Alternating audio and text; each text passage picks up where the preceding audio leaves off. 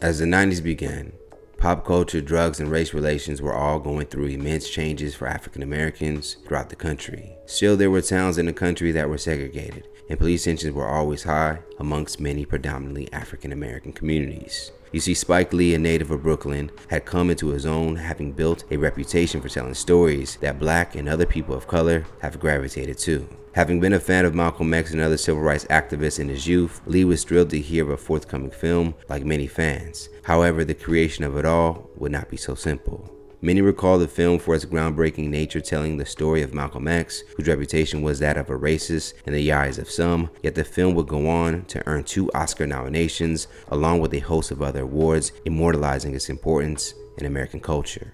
Rarely does one get a glimpse behind the scenes. Over the years, we've gained insight into some of the untold truths about the creation of Spike Lee's Malcolm X. After Alex Haley's autobiography of Malcolm X made headlines, released 9 months after X's assassination on October 29, 1965, ownership of the rights for the film's creation would be fumbled around for years. Initially, Canadian director Norman Jewison was hired to helm the project. He was famously known for his Oscar-nominated work. However, once the announcement was made, he was met with backlash by the black community, with one of its most famous and outspoken critics being Spike Lee. Spike Lee would go on to obtain the right to direct the film only after protesting along with others upon hearing about such a prolific figure being in the hands of a white director. I have a big problem with Norman Jewison directing the autobiography of Malcolm X. That disturbs me deeply, gravely. It's wrong with a capital W. Blacks have to control these films. Perhaps looking to recreate some of the magic from Harlem Nights, early production of the film saw both Eddie Murphy and Richard Pryor portraying roles in the film. Now, according to Vulture magazine, Pryor was attached to play Malcolm X for a brief time in the 1980s, but eventually dropped out of the project. Soon after Pryor dropped out, Eddie Murphy was considered for the lead. Then eventually producers began thinking about Murphy taking on Alex Haley, who'd written the autobiography. Tracee Ellis Ross was yet another actress who had the opportunity to play a role in the film. At the time, she was making the move to acting from fashion modeling, and it turns out Malcolm X was her very first audition. In 2016, Ross told Backstage magazine while she was studying at Brown University, she auditioned for an unidentified role in the Spike Lee movie. The casting director called her back in and said, "You have really good instincts. Do you want to be an actor?" Now, another notable actress that nearly landed a spot was LA's own Regina King.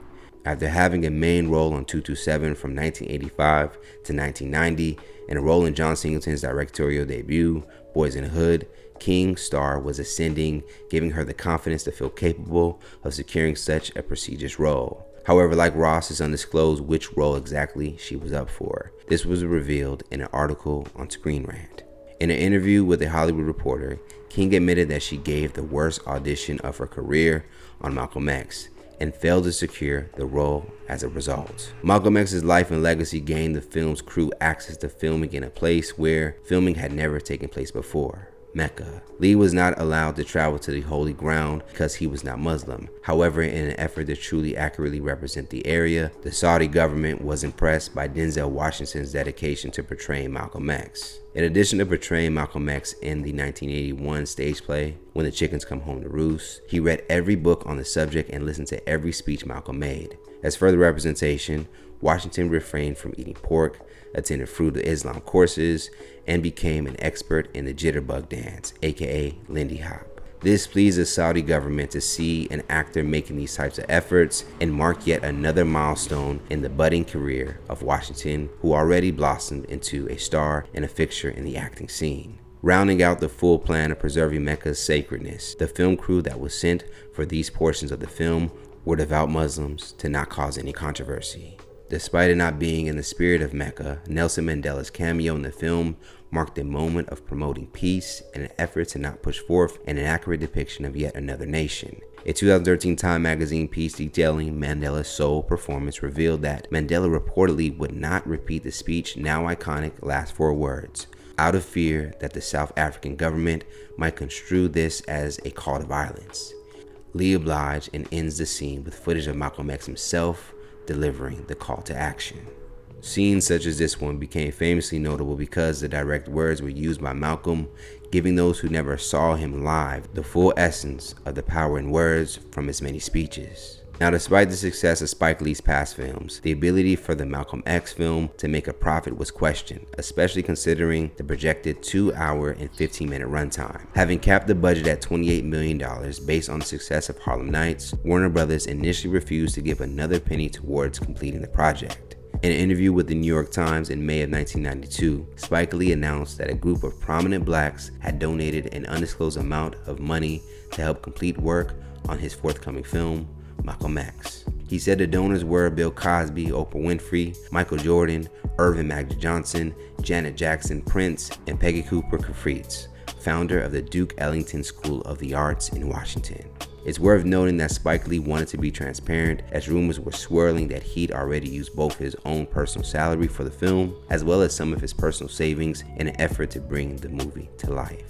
It was a very rough time. I got paid $1 million to make the film, and I put the entire salary into the movie. I just didn't have any more money. One celebrity donor that famously stood out was Michael Jordan.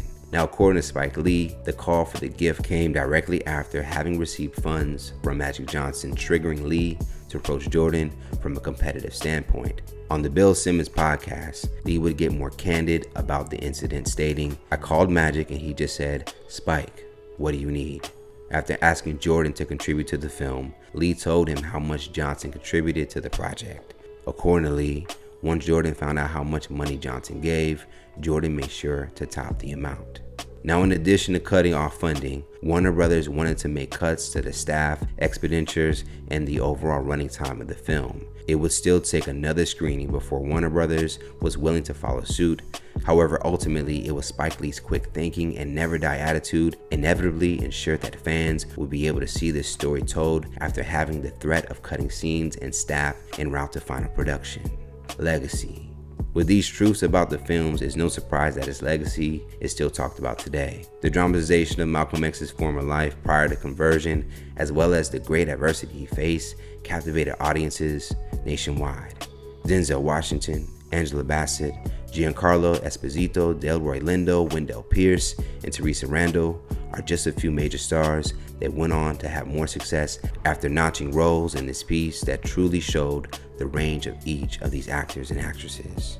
Even Denzel's oldest son, John David Washington, was involved, garnering much praise for talents involved, as well as Lee, who famously stated of John's performance, "The apple did not fall far from the tree." Cameos by the likes of Bobby Seale, Al Sharpton truly helped bring together the message of fighting for a better life, and in many ways marked the beginnings of Spike Lee's reputation for bringing together an all-star group of talent despite the resources. Already having a storied history that will make the movie a talking point for years to come, these untold truths only raise the legend of Spike Lee's Malcolm X and the diligent work to see it through. For Hype Plus News, I'm John Abba.